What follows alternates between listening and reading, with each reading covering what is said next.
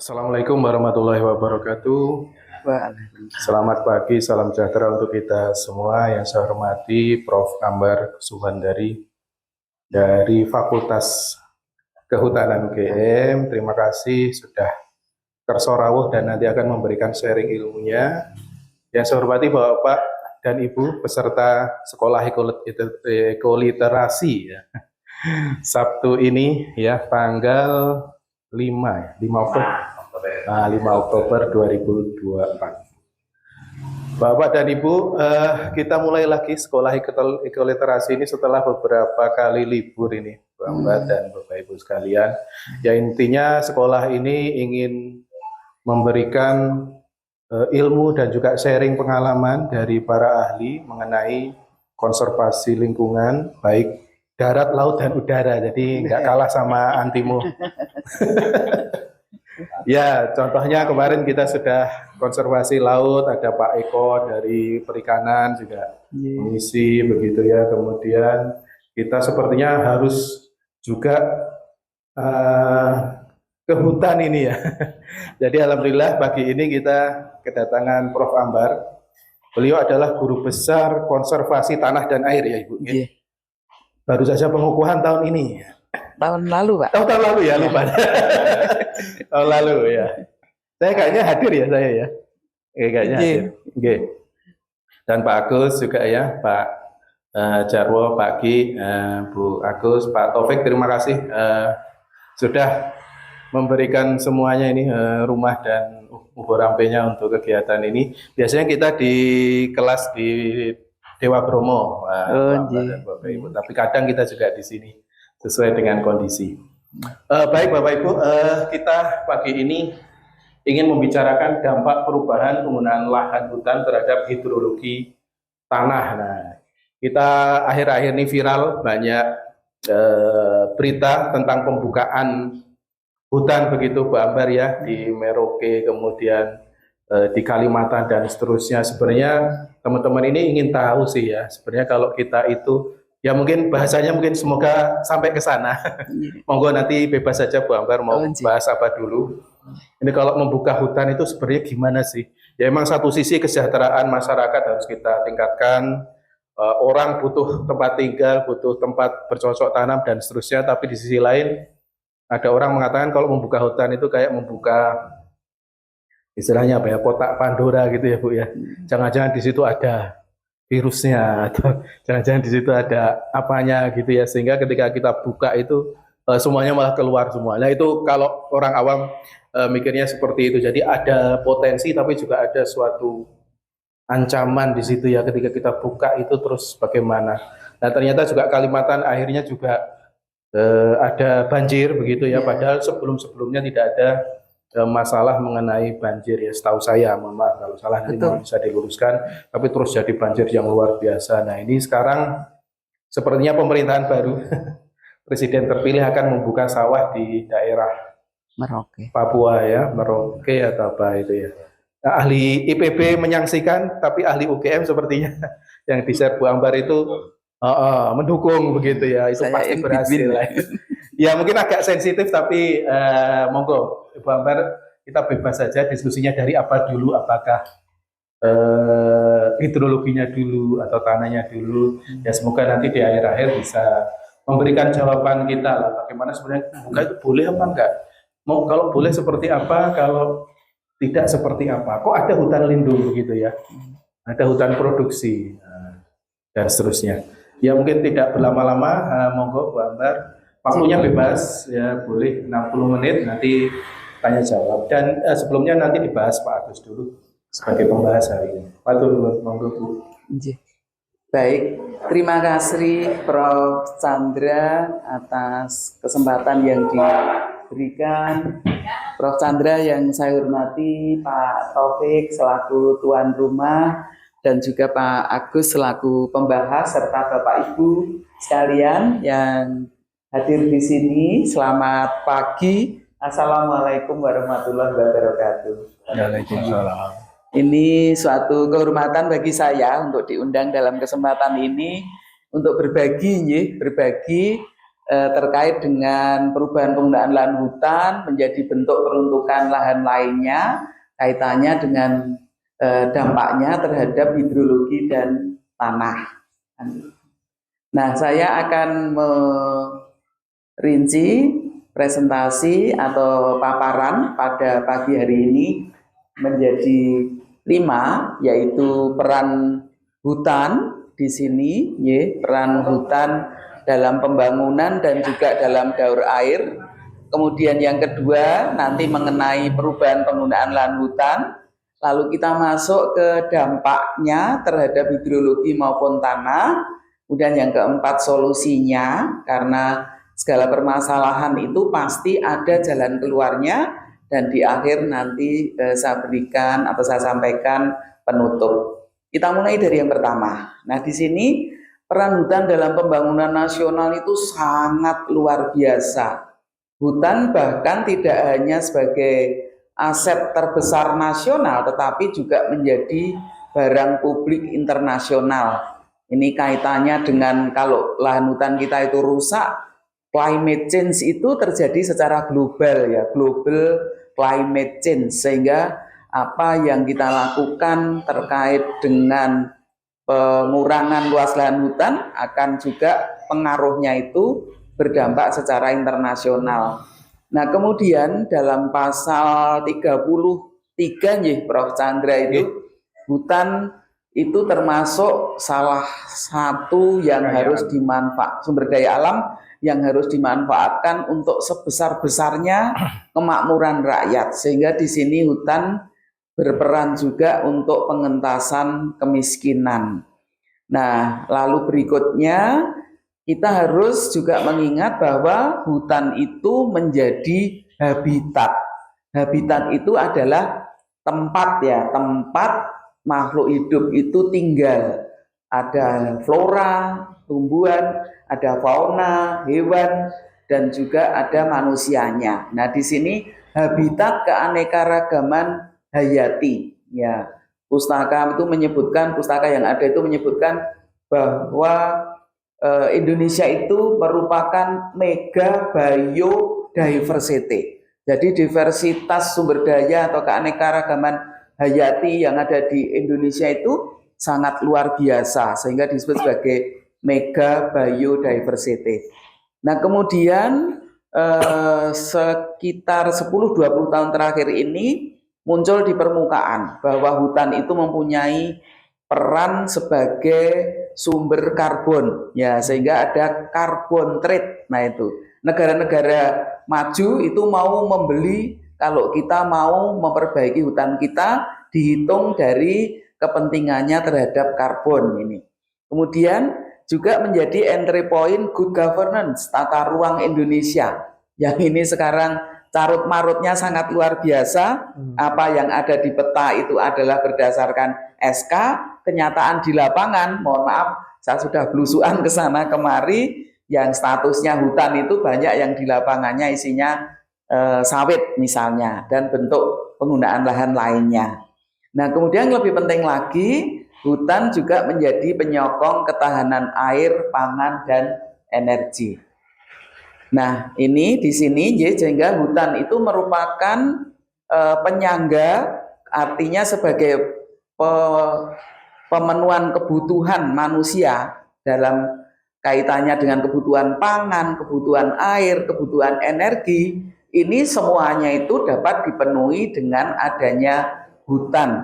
Sehingga memang hutan ini, hutan yang kita punya itu seharusnya merupakan hutan yang lestari, supaya mampu mencukupi, memenuhi kebutuhan pangan, air, maupun energi. Karena hutan mampu untuk mendukung ketiga hal tersebut.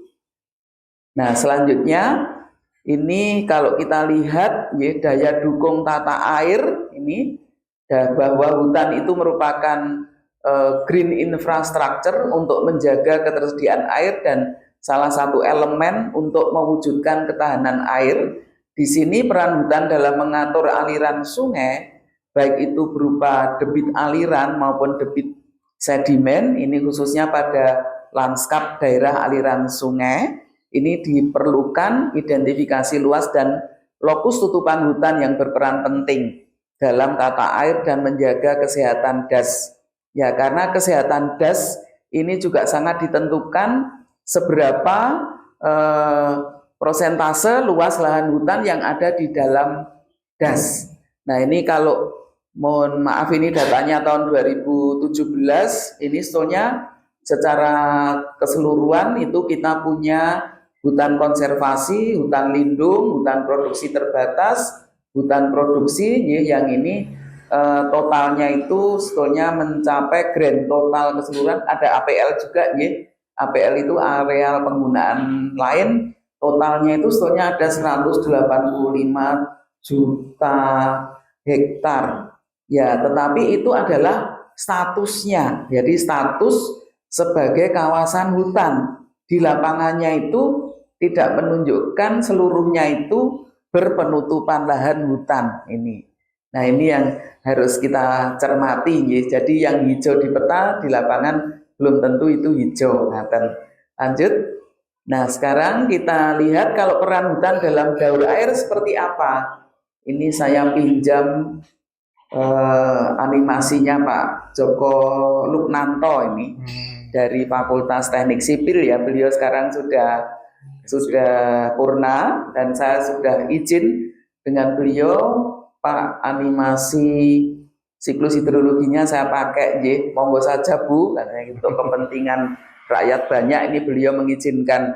Meskipun karena ini dibuat oleh teman Fakultas Teknik sehingga hutannya itu tidak muncul di situ. Tetapi setidaknya kita bisa punya gambaran. Mungkin bisa diklik akan muncul bahwa kalau kita bicara tentang siklus hidrologi itu kita mulai dari input. Inputnya adalah hujan. Monggo diklik lagi. Nah, ini saya sangat senang ini dengan animasi yang dibuat Pak Joko ini, karena saya tinggal pakai saja, beliau yang membuat, saya pemakainya. Dan ini tapi saya sudah izin. Nah, jadi kita kalau bicara tentang siklus hidrologi itu kan perputaran air ya, dari atmosfer ke bumi, kembali ke atmosfer, ke bumi lagi begitu. Maka hujan yang jatuh ini sebagai input. Lalu air hujan ini kemana? Nah, air hujan ini kalau ada hutan alam yang bagus, ya sekitar 25% sampai sepertiganya itu tertangkap oleh tajuk melalui proses yang namanya intersepsi. Nah, sehingga kalau Prof. Chandra tadi menyampaikan Kalimantan itu sekarang kok sering banjir Bu. Lah kalau hutannya tidak ada, yang 25% tadi tidak tertangkap oleh tajuk, dia sampai ke tanah. Nah, kalau sampai ke tanah pun sebagian kan ada yang masuk ke dalam tanah, namanya infiltrasi. Ya, infiltrasi. Tapi kalau hutannya itu tidak ada, dia menjadi lahan gundul, proses infiltrasi juga terhambat. Akibatnya yang mengalir sebagai aliran permukaan atau runoff akan meningkat, dan kalau itu berkumpul, maka dia akan menjadikan terjadinya banjir. Ini sekarang Lengganan, teman saya yang ada di Kalimantan Selatan itu sampai 1 minggu itu dia bilang, Bu ini sudah 1 minggu masih belum turun, airnya belum surut katanya begitu. Nah padahal 30-40 tahun yang lalu kita tidak pernah mendengar adanya banjir di Kalimantan ya. Nah climate change juga sangat mendukung kejadian banjir. Nah ini tadi ada yang tertahan di tajuk namanya intersepsi, saya lanjutkan ya. Kemudian ada yang mengalir melalui batang namanya stem flow, ada yang air hujan itu jatuh melalui sela-sela tajuk namanya through fall. Namun ada sebagian juga yang kembali ke atmosfer. Mungkin diklik nanti akan keluar warna kuning yang menguap. Nah ini. Jadi ada sebagian hujan yang jatuh itu yang menguap kembali ke atmosfer. Itu kalau menguapnya melalui permukaan tanah ataupun air namanya evaporasi. Kalau melalui vegetasi penguapannya itu namanya transpirasi. Tidak perlu dihafalkan, yang penting ada yang menguap begitu saja untuk mudahnya. Nah kemudian nanti sebagian yang terinfil, yang sampai ke tanah itu ada yang masuk ke dalam tanah namanya infiltrasi. Infiltrasi pada lapisan yang lebih dalam namanya perkolasi. Lalu ada yang di tempat-tempat tertentu itu air muncul ya di permukaan sebagai mata air ataupun rembesan ya, namanya seepage. Dalam bahasa Inggris disebut seepage. Kemudian ada yang mengalir melalui sungai ya sampai ke laut itu. Nah, demikian untuk siklus hidrologi ini, dan ini perlu kita pahami bahwa siklus hidrologi ini sangat ditentukan oleh keberadaan hutan. Kita lihat selanjutnya. Nah, ini gambar satu pohon itu saya pakai untuk menggambarkan hutan ya. Untuk menggambarkan hutan itu peran hutan di situ sebagai pengendali daur air ya, tadi ada penguapan, transpirasi, through fall, stem flow, infiltrasi, semuanya ada di situ ya. Nah, sementara itu peran hutan itu sendiri seperti apa? Mengapa kok dia bisa mengendalikan daur air ini? Yang pertama, dengan adanya hutan ini berperan sebagai pengurang cadangan air di bumi. Jadi air yang sampai di bumi itu akan berkurang karena adanya hutan ya, melalui proses apa? Berkurang di sini bukan berarti jumlah airnya berkurang ya, karena jumlah air di bumi itu tetap. Yang berubah adalah keberadaannya, ketersediaannya, dan kualitasnya. Nah, di sini sebagai pengurang cadangan air di bumi, karena hujan yang jatuh tadi sebagian akan teruapkan melalui proses evapotranspirasi. Lalu dengan adanya hutan juga perlu air untuk apa? Untuk mencukupi kebutuhan hidupnya dalam proses-proses fisiologis pohon. Ya, sehingga dia juga mengkonsumsi air.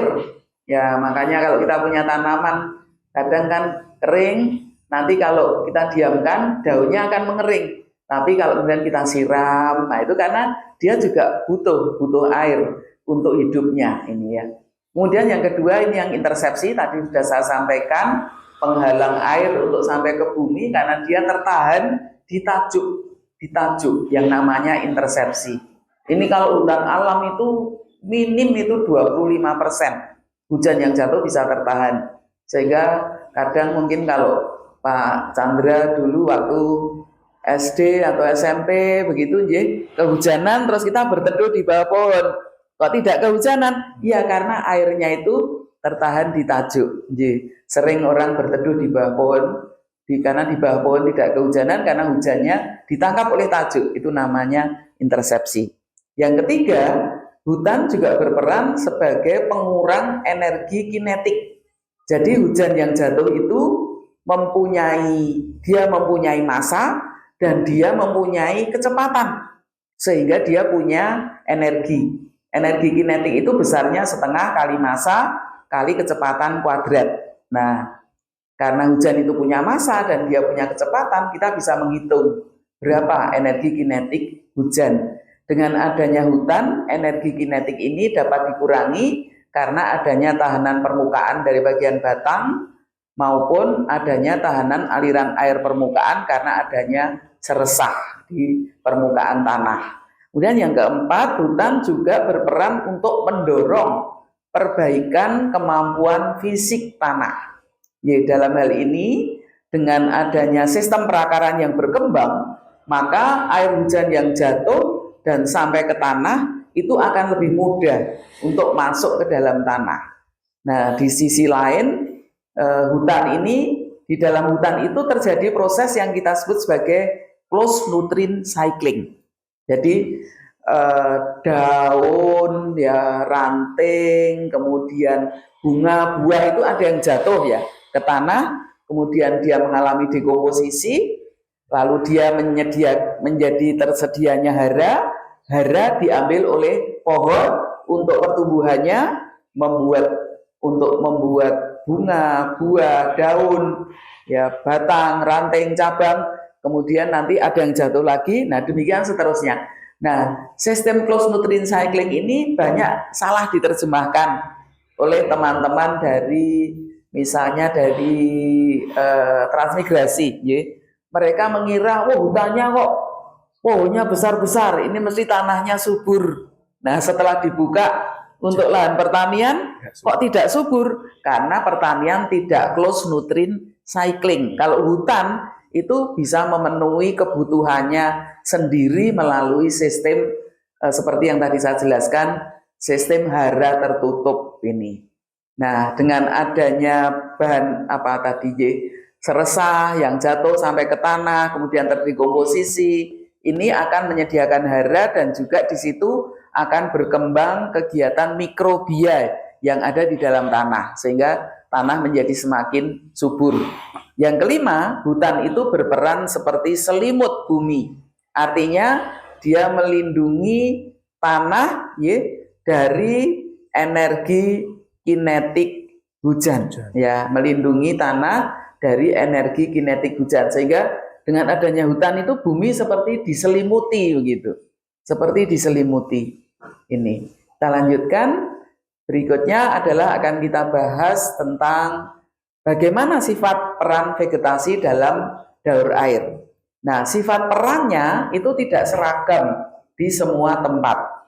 Sifat perannya ditentukan oleh yang pertama, sifat pertumbuhannya yang dinamik dan tergantung pada waktu dan musim. Ya, kalau misalnya kita membangun hutan tanaman yang kita memilih jenis cendana misalnya. Cendana itu pertumbuhannya sangat lambat. Ya, sehingga 5 tahun itu dia belum mampu memberikan peran seperti halnya kalau kita menanam fast growing misalnya, jenis yang cepat tumbuh seperti sengon misalnya. Kalau sengon itu cepat tumbuh, jadi 5 tahun begitu dia sudah mampu untuk memberikan penutupan lahan ya secara lebih baik daripada cendana. Mengapa? Karena di sini sifat pertumbuhan cendana itu memang dia pertumbuhannya lambat ini. Kemudian nilai perannya yang kedua, nilai perannya juga ditentukan oleh struktur hutannya, luasnya, komposisi jenisnya, keadaan pertumbuhan, serta letaknya. Nah, struktur hutan. Hutan tanaman itu strata tajuknya hanya 1 lapis. Tapi kalau hutan alam itu lengkap dari dominan, kodominan, intermediate, tertekan. Dari pohon, trees ya, poles ya, kemudian anakan, seedling ya, sapling, seedling, kemudian tumbuhan bawah. Nah, ini tentu saja akan berbeda nilai peran hutan tanaman yang biasanya satu jenis karena ditanam bersamaan, umurnya sama ya. Kemudian kalau dibandingkan dengan hutan alam itu strata tajuknya itu berlapis-lapis. Jadi kalau HTI, hutan tanaman itu seperti mahasiswa yang ada atau mengambil mata kuliahnya Prof. Chandra. Nah itu umurnya sama, racak begitu. Nah kalau yang hutan alam itu seperti orang yang sedang sholat Jumat di masjid misalnya. Itu kan ada yang usia 60 lebih, ada yang 50, ada yang 40, 30, ada yang anak-anak juga begitu. Sehingga hutan alam itu lebih lengkap ini. Nah, ini tentu saja perannya berbeda. Peran hutan alam tentu saja lebih bagus di dalam pengendalian daur air. Mengapa? Ya sebagai contoh kalau hujan jatuh saja dengan ukuran sebesar, kalau kita bayangkan sebesar bakso bola tenis misalnya, maka dia akan jatuh di pohon yang paling tinggi, kemudian dia akan turun ke pohon yang lebih rendah. Demikian seterusnya, sehingga pada saat sudah sampai di bawah, itu energi potensial itu kan rumusnya M kali G kali H, massa kali gravitasi kali ketinggian. Nah, karena ini berlapis-lapis, maka hanya ketinggiannya ya itu menjadi semakin kecil, ukuran butir juga semakin kecil sehingga kemampuan untuk merusak tanahnya menjadi semakin kecil juga.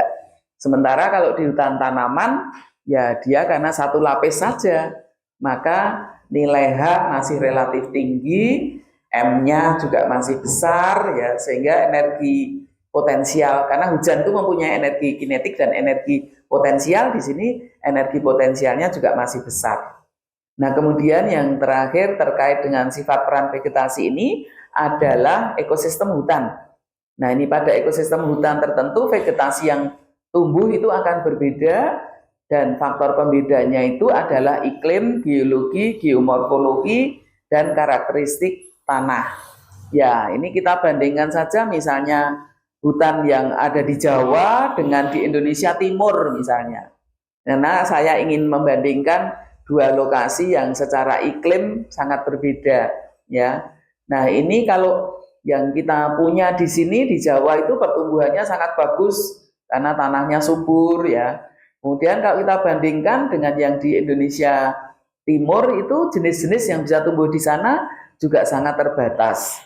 Iklimnya mereka curah hujan per tahunnya itu relatif lebih rendah daripada yang ada di Jawa, ya, sehingga mayoritas di Indonesia Timur ini hutan itu mempunyai peran yang berbeda dengan yang kita punya di sini karena keanekaragaman hayatinya juga berbeda. Apalagi di banyak tempat di Indonesia Timur juga lebih tercover dengan sabana, ya, seperti Bukit Teletabis begitu.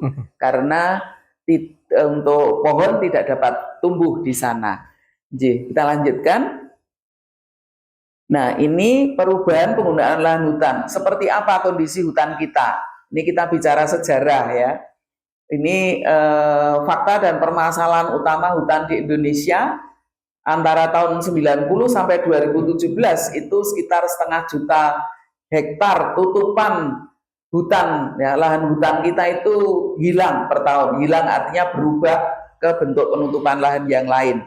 Kemudian 14,5 juta hektar terdapat konflik tenurial, konflik kepemilikan lahan, ya, karena masyarakat juga membutuhkan. Saya pernah datang ke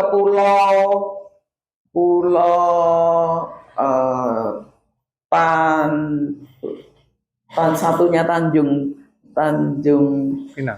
Pinang itu apa? Tanjung Balai. Yang dekat Pulau Penyengat itu. Tanjung Balai, Tanjung Balai. Itu begitu saya datang, saya waktu itu sebetulnya mau mengurus KKN, ya, tapi oleh Pak Bapeda itu saya diajak putar ke seluruh pulau itu.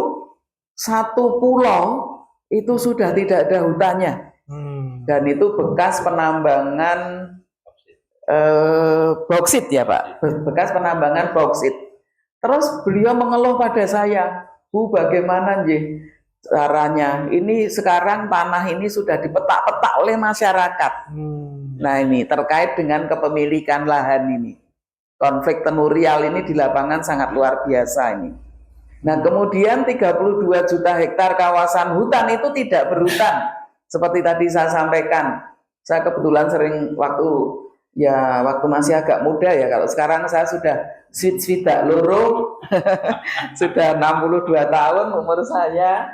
Ini saya sudah tidak berani masuk hutan ke tempat yang lebih dalam. Tapi waktu usia saya 40 sampai dengan 55, hampir 60 itu, saya masih berani masuk ke hutan alam di Kalimantan, di Sumatera, ya, Papua, kemudian Sulawesi, itu saya masih berani.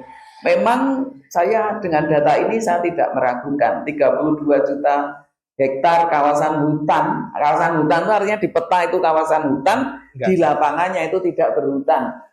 Suaka Marga Satwa itu kawasan konservasi. Tetapi waktu saya datangi, ini kok isinya sawit. Terus malah mereka meledek saya, Ibu nggak update ya. Nah, ini kan SM Thomas, Suaka Marga Satwa. Iya Bu, ini SM, sawit melulu, katanya begitu. Jadi isinya sawit. Belum lagi nanti batas, ya, batas kawasan itu di peta dengan di lapangan, Pak ini kok mengsle. Ya, batasnya di sini di peta, tapi kenyataannya di lapangan itu berjarak sekitar 200 meter dari sini. Nah, itu nanti alasannya macam-macam itu. Ada yang ini soalnya dulu Bu, kan ini terkait dengan pajak misalnya begitu, itu lalu batasnya pakai yang ini. Tapi kalau produksi nanti pakai yang sana gitu.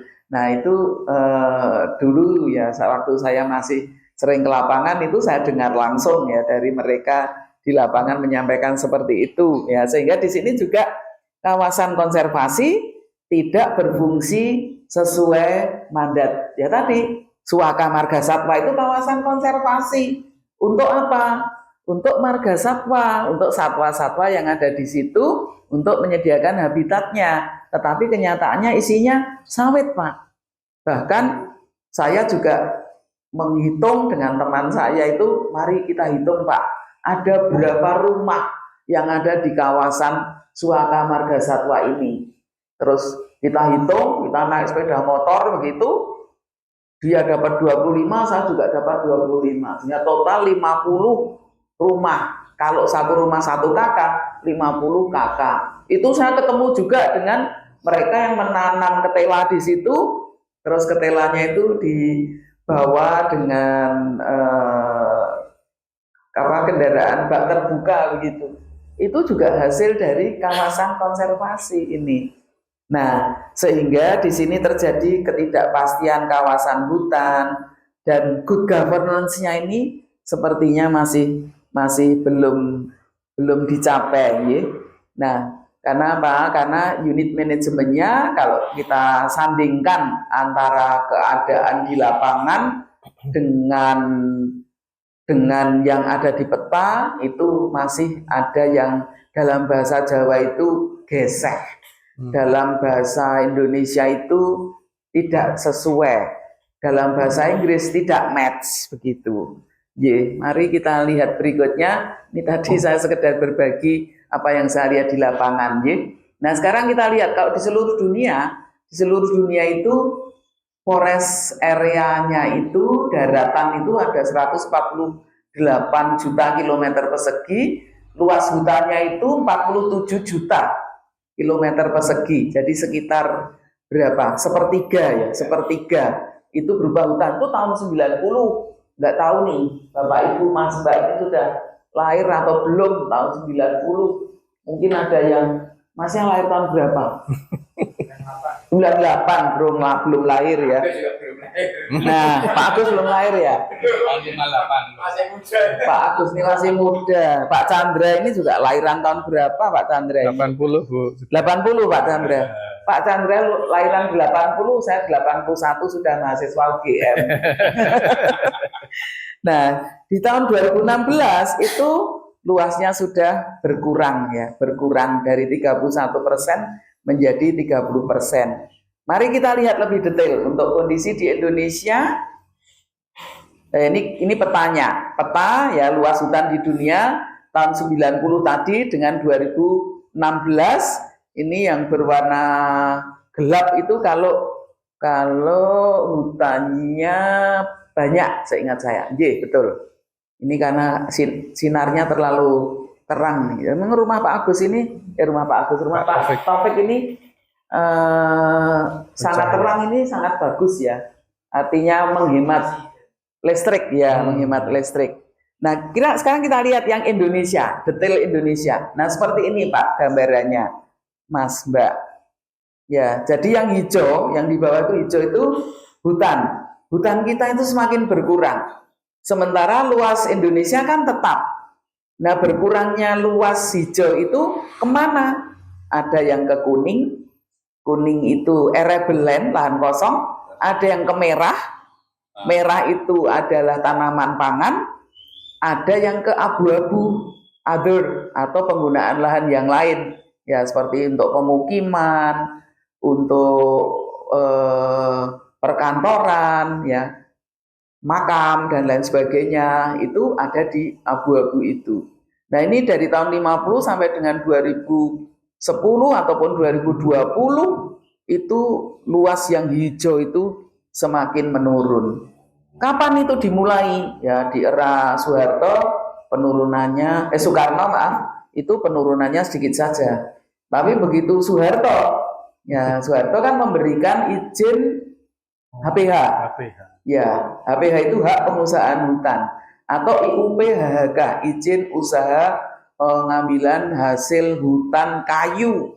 Nah, disebut timber production ini ya, itu mulailah di situ yang hijau ini menurun secara drastis sampai dengan tahun 2010 15-an itu kemudian diberikan moratorium. Moratorium itu HPH tidak diberi izin lagi ya, waktu itu diberikan moratorium, dihentikan untuk tidak mengambil, sehingga terkesan tidak ada penurunan setelah itu. Padahal tidak ada penurunannya itu karena ya gampangannya memang sudah hampir habis. Ya, sudah hampir habis dan luas hutan kita tinggal sedikit saja. Bahkan Forest Watch Indonesia itu meramalkan tahun 2010 kemarin itu hutan kita itu sudah habis, yang tersisa hanya di Papua dan sedikit di Kalimantan. Kenyataannya Kalimantan sudah carut marut, lahan yang tersisa bekas tambang, bekas HPH ya tidak terpulihkan. Karena apa? HPH itu sebetulnya kalau dulu mengikuti aturan main yang ada, yang tertuang di dalam TPTI, dokumen TPTI itu tebang, pilih, tanam Indonesia. Jadi pengambilannya itu dipilih.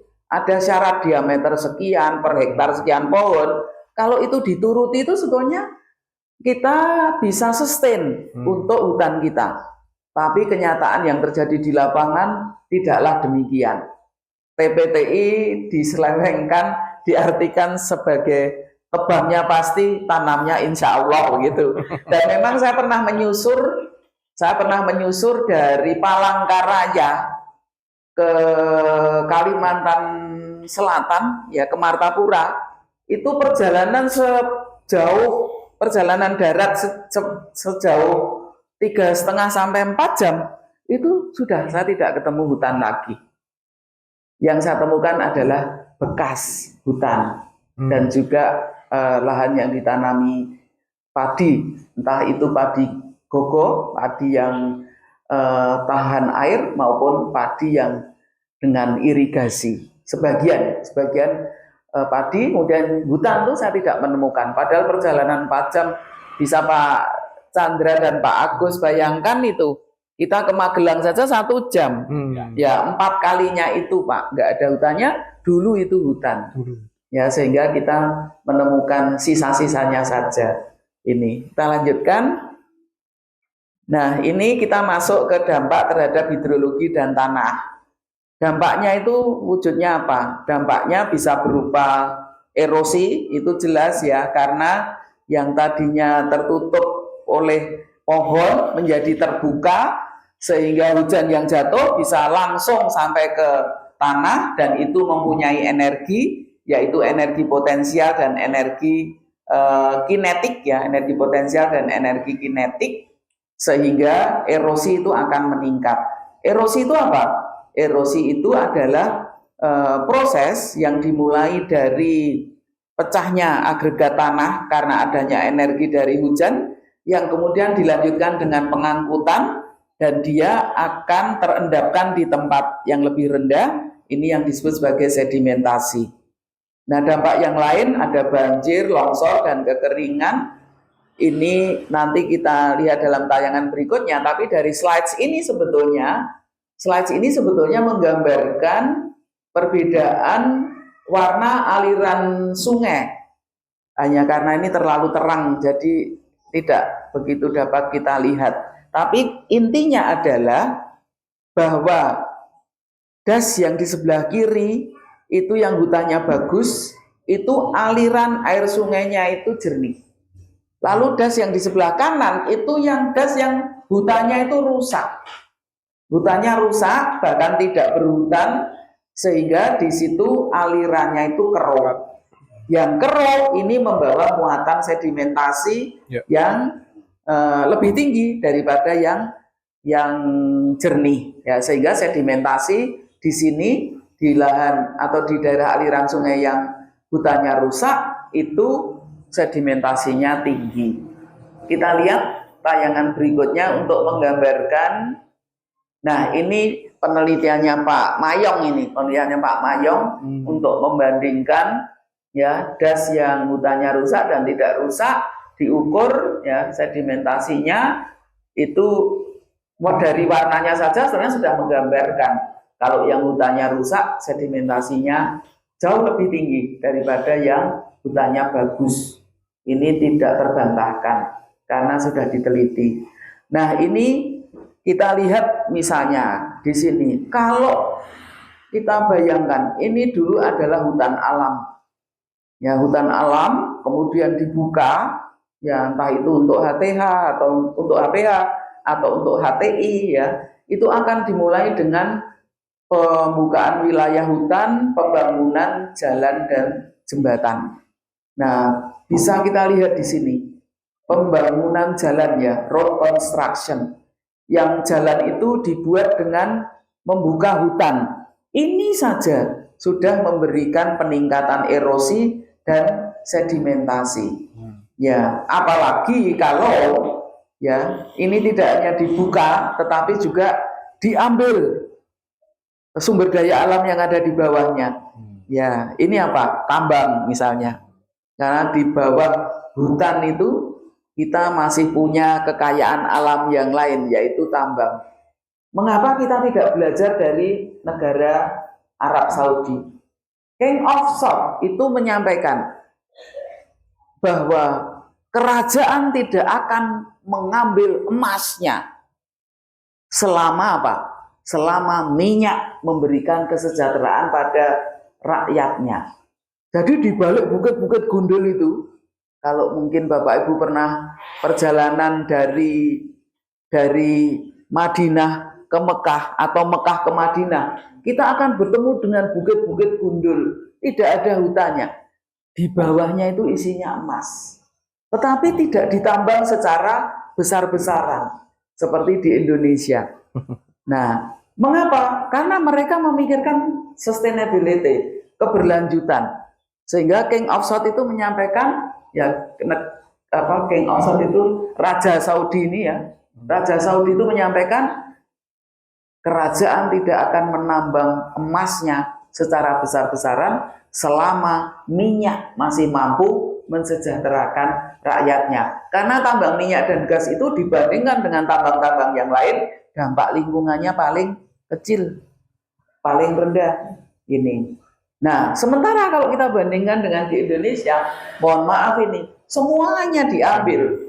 Ya, emas, ya, nikel, ya, bauksit, ya, batu bara, ya, apalagi timah, ya, kayu udah duluan malahan. Ya, sehingga iya Pak, sehingga wajar kalau sekarang ini kita berhadapan dengan carut-marut kondisi lingkungan, terutama yang dulu berupa hutan, sekarang menjadi tidak berhutan, sehingga kita berhadapan dengan permasalahan berikutnya, banjir kalau tidak salah. Nah, ini yang tadi ya, HPH, mengambil hasil hutan berupa kayu itu seperti ini, ya. Jadi kayu yang berdiameter 2-3 kali tangan kita itu dulu masih ditemukan. Saya itu masih masuk ke Kalimantan Tengah itu ketemu dengan pohon yang sebesar itu. Tapi dengan adanya izin pengambilan pemungutan ya hasil hutan kayu, maka kayu ya sudah diambil, itu umurnya lebih dari 60 bahkan 100 ya. Itu sudah diambil. Ini Bapak bisa melihat ya, gampang sih kalau menebang. Ini loggingnya, ini kayu-kayu yang diambil kemudian dibawa ya ke tempat pengumpulan kayu, lalu diangkut. Pengangkutannya itu ada yang menggunakan logging truck ya, dan ada yang menggunakan sungai. Ini sopir logging truck itu bayarannya tinggi. Waktu itu 4-5 kalinya dosen begitu. Terus saya bilang, oh tinggi ya gajinya. Ibu mau apa? Jadi sopir logging truck gitu. Wah, nanti suami saya nyari kalau saya jadi sopir di sini. Saya nggak punya SIM-nya, gitu. Nah, ini karena ada pengangkutan itu bisa menggunakan logging truck logging, bisa juga menggunakan air ya, sungai namanya. Air itu aliran sungai. Nah, belum lagi kalau tadi kayunya tadi diolah lebih lanjut ke industri. Ya, ada industri kayu lapis, ada industri untuk pulp and paper ya, untuk kayu itu. Makanya penggunaan paper itu sangat diharapkan untuk dikurangi. UGM menggunakan kebijaksanaan PLO nih, paperless office. Nah, itu tanpa kertas itu karena kertas itu dibuat dengan menebang pohon. Nah, ini kalau ada pabrik-pabrik industri dengan bahan baku kayu, ya nanti akan terjadi polusi ini. Ya dulu ada RAPP, ya kemudian perusahaan-perusahaan yang lain itu mereka kalau tidak mengolah limbahnya akan berkontribusi terhadap polusi air. Air di sini water ya, karena ada air pollution juga. Kalau air pollution polusi udara, ini polusi air di sini water ya, water pollution ini. Lanjut kita ke kejadian lain floods ini. Yang tadi sudah saya singgung ya, dengan berkurangnya lahan hutan ini banjir akan meningkat. Ini tidak kita bantah lagi ya. Kalimantan saja yang dulu tidak pernah banjir menjadi banjir, bahkan dengan didukung dengan global climate change, Wanagama itu pernah kebanjiran. Padahal dia kondisi lahannya berbukit, letaknya di atas, mestinya kan air dapat segera terdrainase ya, atau mengalir ya ke tempat yang lebih bawah. Tapi waktu itu kenapa Wanagama bisa mengalami banjir juga? Itu karena hujan selama 3 hari itu jumlahnya sama dengan 1/3 hujan setahun. Nah, sehingga alam tidak mampu untuk menyerap, menginfiltrasikan. Akibatnya mengalirlah sebagai aliran permukaan, mengumpul, terjadilah banjir. Dan waktu itu senior kami, Bu Tuti itu sedang menyiapkan bibit jati cukup banyak, itu ikut terhanyut. Ini saya sangat ingat karena beliau waktu itu menyampaikan bibitku ikut kentir jeng katanya gitu. Nggih nderek bela sungkawa Ibu, saya begitu. Karena bibit sudah disiapkan, sudah pembelinya bahkan sudah membayar, terbawa oleh banjir. Tapi saya jadi ingat atau memudahkan saya untuk bercerita tentang banjir di Wanagama itu. Nah, belum lagi ini Pak, dampak yang lain, landslide, longsor.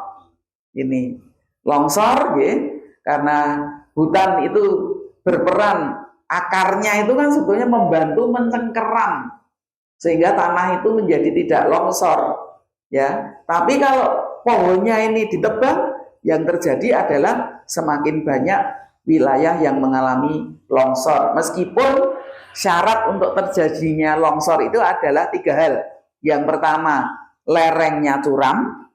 Yang kedua, terdapat lapisan batuan yang tidak dapat ditembus oleh air ya.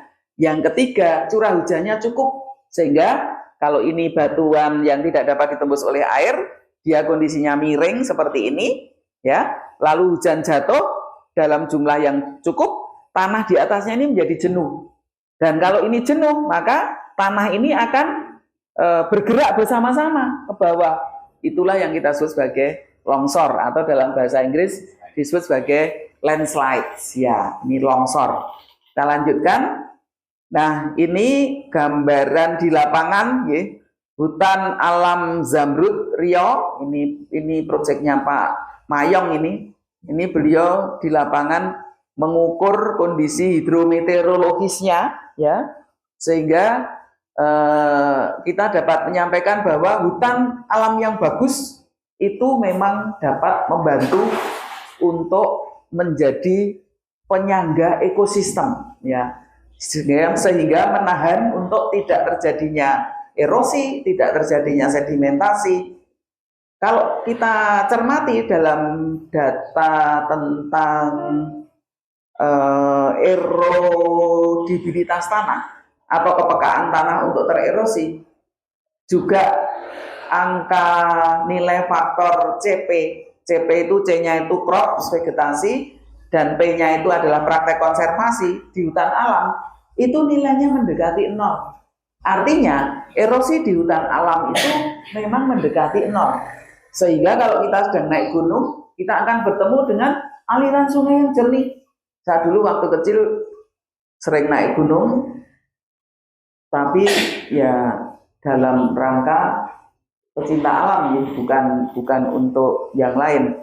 Itu bahkan kami berani untuk minum air sungai yang mengalir karena sangat jernih itu, sangat jernih. Nah, ini hutan alam. Kemudian kita lanjut ke Ini yang hutan ini bukan hutan tanaman, ini sawit. Ya, kita bandingkan hutan alam dengan sawit ini. Sawit, ya, sawit tentu saja tidak termasuk lahan hutan, dia adalah lahan perkebunan. Dan ini sawit saat ini juga masih dituduh, ya, dituduh kaitannya dengan sumber daya air karena dia mengkonsumsi air sangat banyak, berarti dia nyedot, ya, nyedot air yang sangat banyak. Kemudian di sisi lain fungsi untuk mengkonservasinya ini juga karena dia itu monokultur, ya, satu jenis saja, sehingga di kajian kami melalui pusat studi sumber daya lahan waktu itu menunjukkan bahwa dengan perubahan lahan hutan menjadi sawit itu meningkatkan kejadian banjir. Ini yang kajian kami yang ada di Riau, di Siak, Kampar, Rokan, dan Indragiri.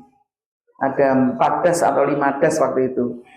Itu dengan tingginya perubahan luas lahan hutan menjadi sawit, ini meningkatkan kejadian banjir.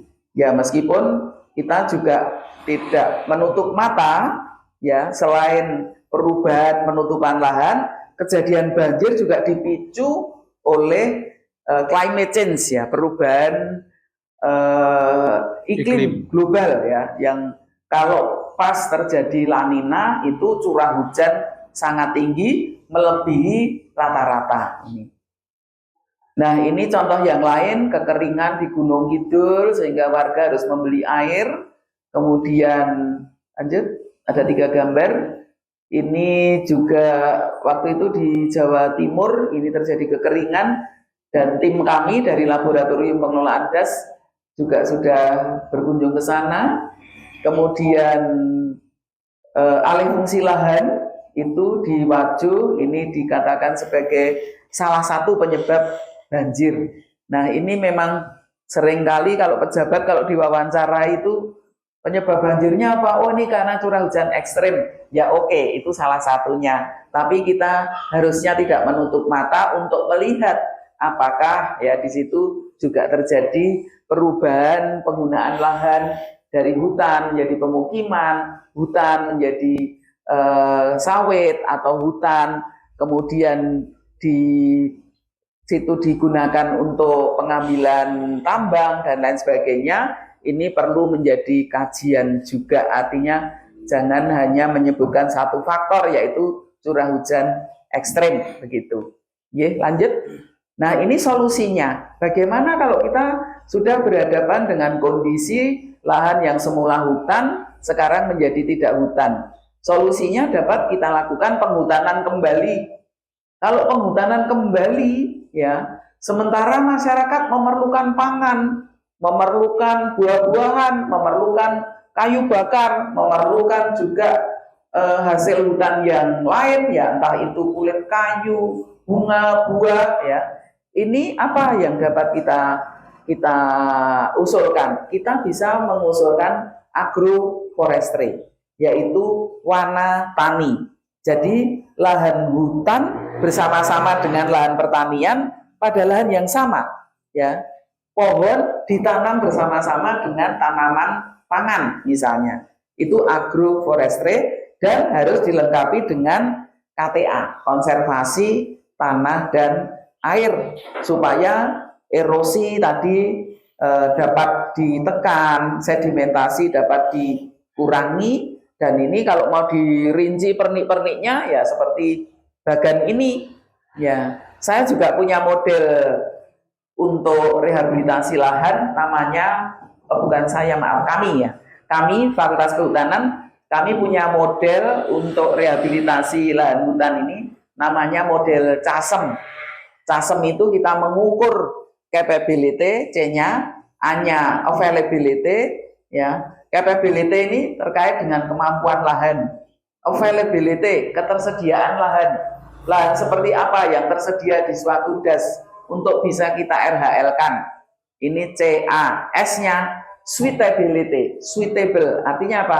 Kesesuaian. dia sesuai untuk jenis tanaman yang mana, seperti apa. Lalu M-nya manageability, apakah masyarakatnya mau untuk menanam, misalnya jenis yang dipilih jenis tanaman buah-buahan, sementara jenis yang cocok tanaman kayu-kayuan. Nah, yang seperti ini kita harus banyak berdiskusi dengan masyarakat. Ini pernik-perniknya di setiap kota itu bisa kita berikan pembahasannya, ya. Tapi intinya adalah kita bisa menghutankan kembali suatu kawasan, kemudian model agroforestry dapat kita kenalkan, penerapan KTA harus dilakukan, dan modelnya kita untuk merancang ini, kita bisa menggunakan model CASM.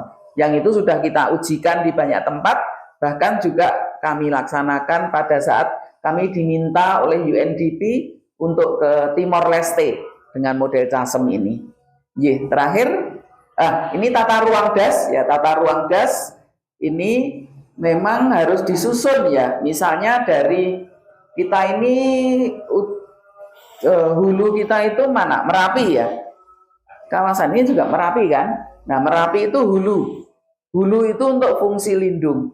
Nanti di bawahnya fungsi penyangga, ya. Kemudian baru sampai ke perkotaan, ya, UGM terus sampai Malioboro sana. Lalu nanti yang paling bawah itu kawasan hilir, itu yang daerah Bantul ke selatan sampai pantai itu. Nah, ini tata ruang das ini harus disusun memang, jangan sampai fungsi lindung yang di lereng Merapi dengan kelerengan lebih dari 45% malah dipakai untuk pemukiman. Ini harusnya tidak diperkenankan, ya, kalau kita menggunakan dasar tata ruang das. Nah, tata ruang das tentu saja juga harus selaras dengan RT RW, ya, rencana tata ruang wilayah, supaya tidak terjadi ketidaksinkronan ataupun malah hal yang sifatnya bertolak belakang. Tata ruang das menyampaikan tidak boleh untuk pemukiman, nanti RT RW-nya di situ cocok untuk pemukiman. Nah, ini kan harus disinkronkan ini antara tata ruang das dengan RT RW supaya enak bagi masyarakatnya mau memanfaatkan lahannya untuk apa. Lanjut terakhirnya. Nah, sebagai penutup saya ingin menyampaikan bahwa hutan itu merupakan sumber kehidupan, ya, sehingga keberadaannya ini sangat kita perlukan untuk mendukung kehidupan manusia. Dan keberadaan hutan ini seperti tadi saya sampaikan, ya, dari sisi perannya sebagai untuk pengendali, ya, pengendali siklus hidrologi, untuk konservasi tanah, untuk konservasi air, sebagai habitat, sebagai penyedia karbon dan lain sebagainya, tadi sudah saya sampaikan semuanya, itu tidak tergantikan oleh bentuk penutupan lahan lainnya. Nah, sehingga bagaimana kalau Pak Prof. Chandra menyampaikan, lalu bagaimana untuk tercapainya pembangunan berkelanjutan? Ya, satu-satunya jalan adalah kita wajib untuk menerapkan konservasi sumber daya hutan. Ini merupakan keharusan untuk tercapainya pembangunan berkelanjutan. Ya, this is the end of my presentation. Terima kasih Pak Chandra, Pak Agus, dan Pak Taufik serta Bapak Ibu sekalian. Saya cukupkan sampai di sini. Slide berikutnya. Terima kasih. Berikutnya. Terima kasih. Bila diperlukan untuk memutar video yang sebelum ini bisa diputar, tapi kita harus menghidupkan anunya, apa? Soundnya. Wifi-nya, harus menghidupkan wifi-nya. Matur nuwun, saya kembalikan ke Pak Prof. Chandra. Semoga bermanfaat dan menjadi pembelajaran bagi kita semua. Terima kasih. Selamat siang. Assalamualaikum warahmatullahi wabarakatuh.